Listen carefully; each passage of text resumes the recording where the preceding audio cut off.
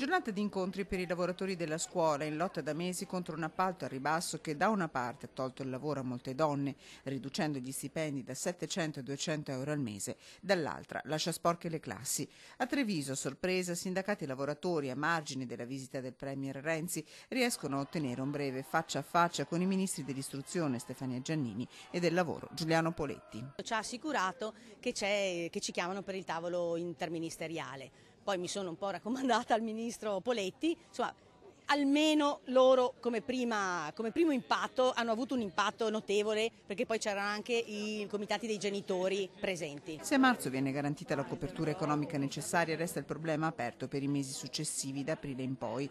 Da Treviso, nel giro di un'ora, l'intera delegazione si trasferisce a Venezia. Un breve presidio davanti al Consiglio regionale, poi l'incontro con il Presidente del Consiglio, Clodovaldo Ruffato.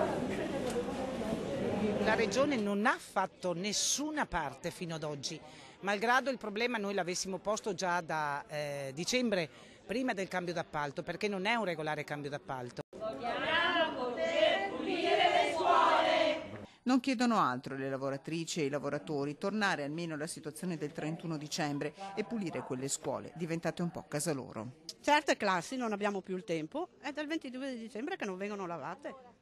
Ragazzi, se non hai il tempo materiale, abbiamo 19 aule, abbiamo 2 ore e mezza al giorno, non possiamo, siamo in 2. Il presidente Ruffato, accompagnato da 3 consiglieri regionali, ascolta silenzioso e prende appunti, poi promette. Noi adesso convocheremo velocemente un tavolo di coinvolgimento non solo dell'assessore, ma poi anche dei prefetti, della scuola, dell'azienda stessa che ha vinto l'appalto, per sensibilizzare, ma soprattutto per dar forza al nostro assessore sul tavolo della conferenza Stato-Regioni.